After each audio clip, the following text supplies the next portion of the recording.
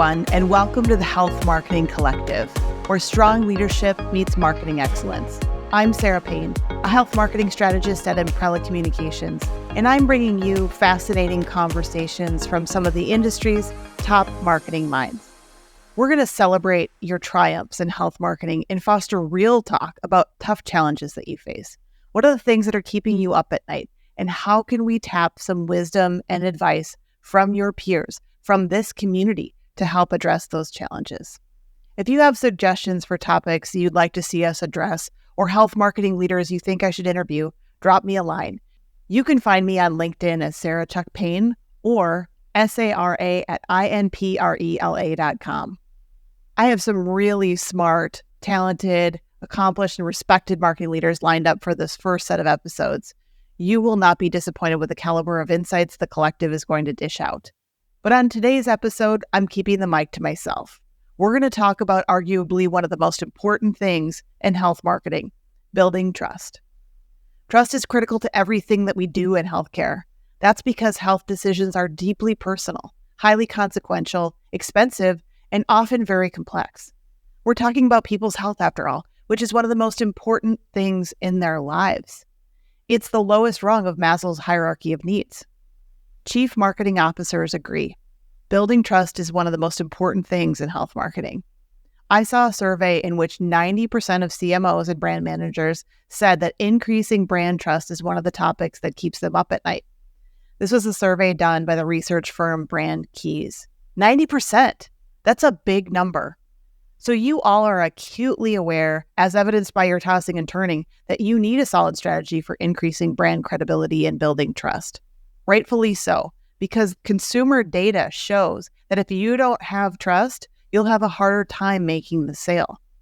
According to Edelman's 2023 Trust Barometer, when consumers trust a brand, the majority of them say they're more likely to make a purchase, even if it's more expensive than another product. So the data on this is very clear. Everything that we do in health marketing should be about building trust. This is why the work that we all collectively do to build our brands and tell our stories should be viewed as a strategic driver of the business. Marketing is not just about building buzz or building awareness for your brand. This is about elevating buyers' trust in your brand, thereby winning the sale. Of course, building trust isn't just about attracting and retaining customers. It's also about contributing to better outcomes in healthcare. And that means for health brands that achieving and maintaining trust is both a strategic driver for the business and a moral obligation. No wonder it's keeping you up at night. So how do you build trust for your brand? I'm going to lay out for you 4 rules for health marketing that are foundational in building and maintaining trust between healthcare brands and their audiences. Rule number 1, use purpose-driven messaging. I don't mean it in an altruistic sense. I mean it from a mission, vision, and core value standpoint.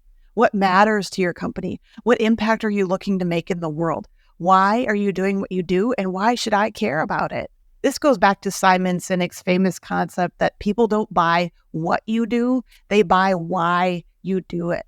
You've got to have a very strong purpose-driven narrative that is a strategic anchor for your brand storytelling very consistently across all of your channels.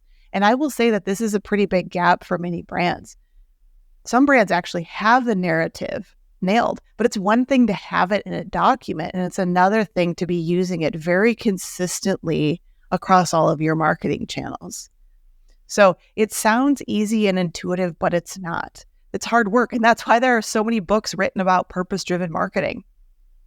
It's imperative that you figure this out, and you've got to tell it really well, authentically, without selling. Otherwise, people won't trust you. And understand, of course, that it's not just your story. It's their story, the customer's story. It's telling the story of the problems that you solve through the lens and voice of those that you actually solve it for. And of course, to genuinely connect with people, you'll need to do so not only through words, but through actions. So make sure you're really showing people through your storytelling and your marketing how you're actually living up to your mission as an organization. So just to really tie all of this together, how exactly does purpose-driven messaging lead to increased trust? So first, purpose-driven messaging resonates with customers' core values and their own concerns, which then creates a deeper connection with them. When customers believe that a brand's purpose aligns with their own values, they're more likely to trust and engage with that brand. Secondly, purpose-driven messaging can serve as a point of differentiation for you. In a crowded marketplace, a clear and purpose-driven mission can really set a brand apart, making it more memorable and trustworthy. It also signals that the brand is committed to more than just profits, that you're committed to making a positive impact on health outcomes. And lastly, purpose-driven messaging fosters an emotional connection with the audience. And this emotional investment can really translate into greater trust and loyalty. Rule number 2, be approachable. That means I shouldn't have to think hard to understand what you're saying. And I think we make that mistake all too often in healthcare. I mean, just take health insurance as one example. How many Americans really understand what a deductible is? I know some really smart people who struggle with defining what a deductible is, and I don't blame them because we make it too complicated.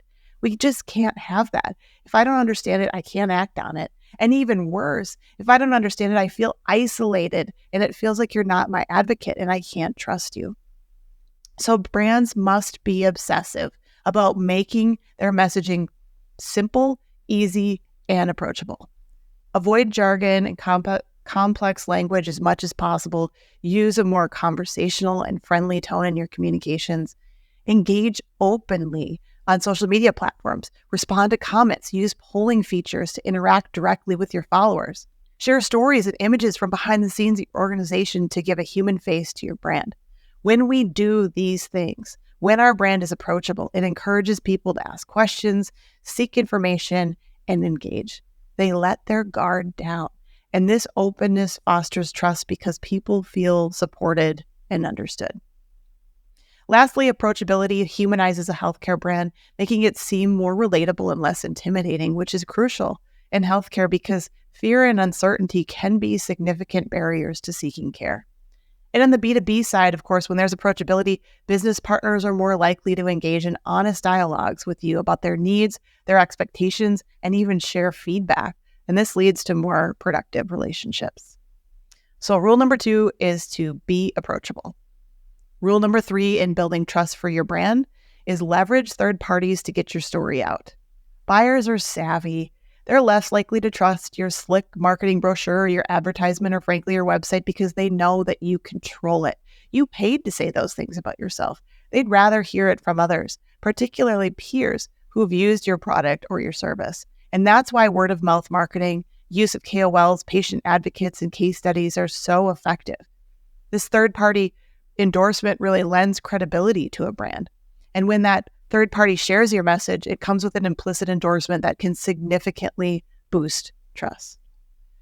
Another benefit, third parties can help you reach new audiences in a very organic way that you might not have otherwise been able to reach. It also provides social proof. Testimonials, reviews, and stories that are shared by third parties really act as social proof, demonstrating the brand's value and effectiveness to customers. And that's really a powerful trust building tool because people often rely on the opinions and experiences of others when they're making their healthcare decisions, as we've talked about. So make sure that you have a solid strategy for effectively building those relationships with people of influence and have a plan for really linking arms with them in your marketing and your storytelling efforts on a consistent basis. On an upcoming episode, we're going to dive really deep into the use of third parties to get your story out. In fact, I'm going to talk with one brand leader whose entire marketing program is led by customer voices. I've never seen anything quite like it where a brand has gone 100% all in on customer-led marketing. It's pretty unique, and it's led to some really great success for them. So stay tuned for that conversation. I'm also going to invite in some patient advocates to be guests on the podcast to talk about healthcare brands could do a better job of leveraging patient advocates in their marketing, really respecting the role of patient advocates and their voices. Brands don't always get this right. So I'm going to have these patient advocates offer some advice for really how to get it right. Those definitely will be some rich conversations. So that brings us to rule number 4, be authentic and unscripted. Resist the urge to be so polished in your marketing content 100% of the time. When communications feel genuine and unscripted, they're more engaging and relatable, which can foster a sense of trust and loyalty. Being authentic and unscripted supports a culture of transparency, which is really important in healthcare. If you only take one thing from this episode, let it be this. Please replace all your corporate jargon and your corporate speak with real talk. This is hard because corporate jargon can be found a lot of places. Corporate speak sounds something like this. I'm pleased to bring this innovation to market because it's something customers have been asking for. Now, that's not terrible, but I think we can do more to really dial up the authenticity in a bigger way. Consider replacing it with language that sounds more like this. I'm sick and tired of this problem over here. It's not okay because it's not working for people. Our customers deserve better. And that's why we spent months and millions of dollars figuring this out. And we're bringing you something that's completely redesigned and actually does what it promises. Can you hear the difference between the two? Obviously, stylistic preferences and personal voice are going to come into play with this, but the point is your brand needs to preach with passion. Every time your executive takes the stage at an event, every press release quote, every time you comment on a major industry development on social media, show up consistently and make the passion clear and unavoidable. I'm going to give you a simple tactical activity that you can deploy tomorrow to really help bring this rule number 4 to life in a big way. Put your executives on camera and get them talking about your purpose as a company and why you do what you do without a script. This might give them hives at first, but I'm telling you it's worth it. They've got nothing to lose. It's not live. You could shoot and reshoot until they're comfortable with it. Just make sure that it's real and unscripted. Give them a couple of prompts, ask them a couple of questions, and just let them go. Capture their brilliance. We've done this a few times with clients, putting executives or SMEs on camera unscripted, and I'm telling you some real magic comes out of those recordings. And once you have that, you can edit them down into 10 to 15 second snippets that you post on social media.